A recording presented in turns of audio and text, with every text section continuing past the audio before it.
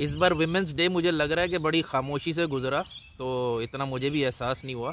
तो last time मैंने एक कुलिया बताया था ख़वातीन को लिए, अपनी इज़्ज़तों को समझें, जब ये सिचुएशन आ जाए तो बड़ी केयरफुल रहें। तो आज मैं थोड़ा सा ज़्यादा पॉइंट्स बताने जा रहा हूँ कि 20 ऐसे हालात कि जिनमें अगर औरत आ जाए तो उसके लिए बहुत डेंजरस है ये, ख़ासकर उसकी इज़्ज़त को अब ख़तरा है। और औरत में ये है कि अगर उसकी इज़्ज़त चली जाए तो ख़त्म, शुद्ध सॉफ्टवेयर ख़त्म, तो अब उसकी ज़िंदगी बड़ी बहुत अजीब ही गुजरेगी। चाहे माल आ जाए या कुछ भी हो जाए, बहुत इशू हो जाता है। ज़ाहिर है हमेशा की तरह हर पॉइंट पे आपका एग्री करना ज़रूरी नहीं, और मैं बड़ा क्विकली चलूँगा क्योंकि डिटेल में बैठ गया तो पता नहीं क्या होगा। तो नंबर 1 वो ये है कि जॉब सर्च में औरतें बहुत इस्तेसाल का शिकार हो सकती हैं। अब इस पे मुझे एक पूरा अलग वीडियो करना पड़ेगा कि औरतों को जॉब सर्च में किन बातों का ख्याल करना चाहिए, उन्हें कैसे पता चलेगा कि कौन सी कंपनी अच्छी है और कौन सी नथू एंड कंपनी है। उनके ईमेल एड्रेसेस से, उनके अपने फ़िज़िकल एड्रेसेस से वगैरह वगैरह, उसमें डिटेल है। तो जॉब के नाम पे झांसा दे के ख़वातीन को फंसा के बेइंतहा ये एक इशू है। और फिर सेकंड ये कि जॉब में जब वो पड़ जाएं और अगला सूंघ ले कि इस बंदी की कितनी ये मजबूर है इस जॉब के लिए, तो भी इस्तेसाल बहुत होता है। अच्छा, और ये ज़ाहिर है मैं पाकिस्तान स्पेसिफ़िक या पाकिस्तान इंडिया वगैरह स्पेसिफ़िक ये ज़्यादातर पॉइंट्स हैं।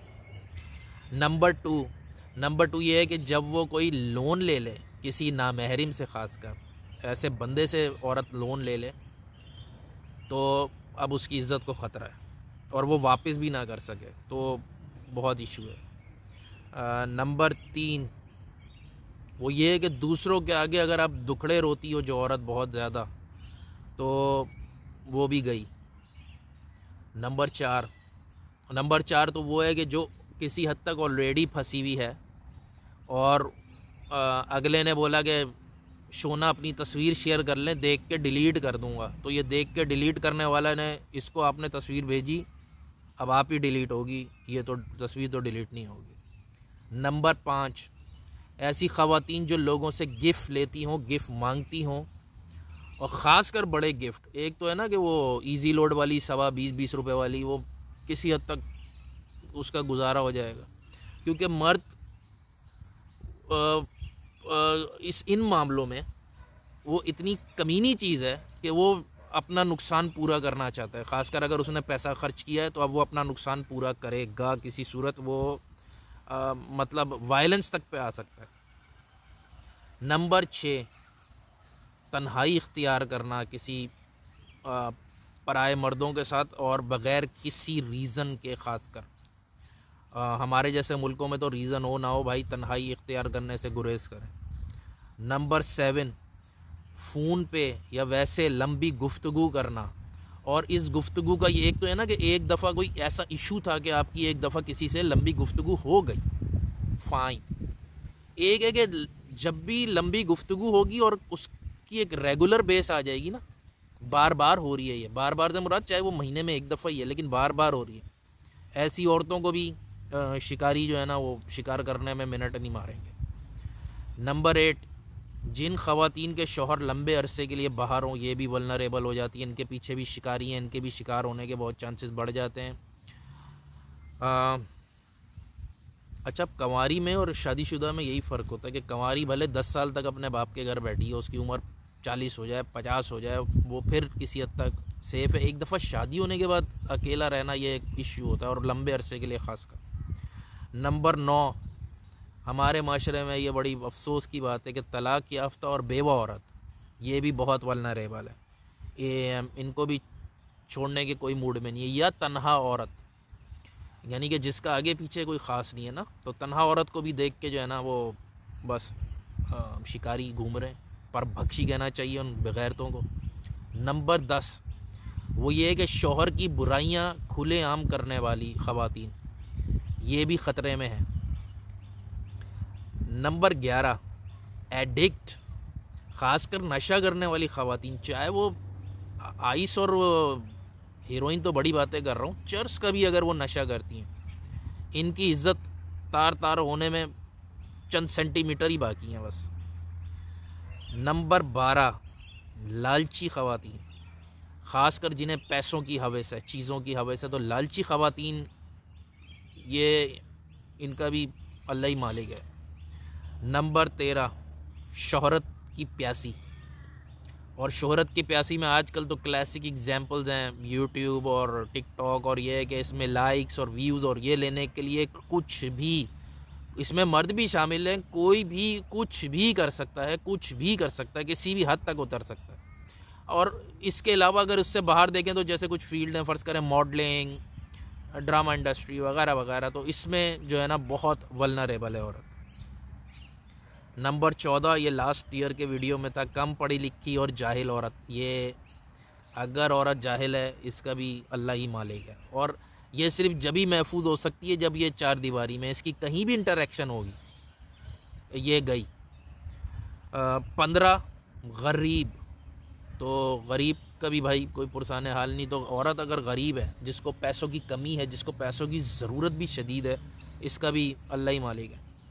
नंबर 16, बहुत भोली भाली ख़वातीन। तो बाज़ औक़ात ये देखा ही है कि कुछ ख़वातीन हैं, उनकी क्योंकि कम्युनिकेशन घर पे भी नहीं है, बाहर में इंटरेक्शन भी नहीं है, तो उनको वो मतलब बड़ी भोली हैं वो। और एक हैरानकुन बात मैं यहाँ की बताऊँ, वेस्ट में भी बहुत सारी लड़कियाँ ऐसी होती हैं जो कि बेचारी काफ़ी भोली होती हैं, उन्होंने वो चालाकियाँ नहीं देखी ना। पाकिस्तान में ख़ासकर शहरों में लड़कियाँ चालाक हो जाती हैं, जो कि इनकी रिक्वायरमेंट है, वरना परभक्षी घूम रहा है हर तरफ। तो होती हैं मतलब बहुत सारी ऐसी भोली भाली किस्म की। नंबर 17, घर वालों से कम्युनिकेशन जिनकी कट ऑफ हो, ये बहुत वल्नरेबल है। ये शायद लास्ट टाइम जिक्र हुआ था। नंबर 18, वो ये कि जो कि पाकिस्तान के ख़ासकर हिंदुस्तान में भी यही हाल है तकरीबन, जो कि निज़ाम इंसाफ के किसी टुकड़े में फंस जाएं, यानी कि जिनकी पुलिस से इंटरेक्शन हो, जो जेल चली जाएं, जो अदालतों के जिन्हें चक्कर लगाने पड़े, जो वकील अलमारूफ वकील, वरना तो पाकिस्तान में वकील ज़्यादातर मैं कहता हूँ मतलब शैतान रमज़ान के बाद भी नहीं आता होगा पाकिस्तान में, कहता बुकला हैं तो मेरी क्या ज़रूरत है। तो ये हाल है। वो ऐसी कोई भी औरत जो कि वकीलों में, जजों में, पुलिस में, जेलों में, इस साइकिल में कहीं भी फंस गई है, इसके लिए दुआ की जा सकती है। नंबर 19, पावर कॉरिडोर्स में घूमने वाली ख़वातीन। घूमने से मुराद ये नहीं कि सिर्फ वो घूम रही है वहाँ शॉपिंग करने गई है। पावर कॉरिडोर्स में ये है कि मिनिस्टर्स, बड़े बड़े जर्नल, जज, सियासतदान, इनमें कुछ ख़वातीन अगर उठ बैठ रही हैं किसी वजह से, घूम फिर रही हैं, और उनकी बैक बहुत मजबूत नहीं है, वो किसी बिलियनियर की लड़की है, वो किसी पावरफुल की बीवी है, वो उसका गुजारा हो जाएगा। आम बंदी है और वो इन सर्कलों में उठ बैठ रही है, तो बस दुआ की जा सकती है। और लास्ट पॉइंट है जो कि न्यू कैटेगरी है, पॉइंट नंबर 20, वो ये है कि ऐसी ख़वातीन, ऐसी लड़कियां जो कि वेस्ट में आईं और उन्हें अब सर्वाइवल मोड में चली गई, और ये तकरीबन 90% के साथ हो सकता है कि आपके ऊपर आते ही ऐसी स्टेज आ जाती है, वैसे वरना थोड़े अरसे में आ जाती है, कि आपको बहुत शदीद पैसों की ज़रूरत होती है, जॉब मिल रही है वो बड़ी फारिग किस्म की, वो फ़ीसें निकालने का मतलब फ़र्स्ट सेमेस्टर तो किसी तरह गुजर जाता है, सेकंड के टाइम पे आप बहुत बुरे सिचुएशन में फंस जाती हैं। तो जो ऐसी लड़कियां जो कि वेस्ट से मुराद फर्स्ट वर्ल्ड कंट्रीज़ में गई या टियर 2 कंट्रीज़ में गई यूरोप में, और उधर उन्हें सर्वाइवल के लाले पड़ गए, इनके बिगड़ने के बहुत चांसेस होते हैं। तो अल्लाह ताला से दुआ है अल्लाह ताला सबको अपनी हिफ्ज़ व अमान में रखे। ये बातें बताने का मकसद ये होता है, किसी को ये नहीं कि यार कोई ऐसी किसी खातून को देखे तो वो शक में पड़ जाए, या ये मकसद नहीं है। मकसद ये है कि अवेयरनेस देना कि यार आप एक हाई रिस्क एरिया में एंटर होने वाले हो, तो आप कुछ ऐसे मेजर्स ले लो, कुछ ऐसे कंट्रोल्स लगा लो कि अपने आप को आप सेफ कर सको, अपने आप को प्रिपेयर्ड कर सको इस किस्म की सिचुएशन के लिए। अल्लाह हाफिज़।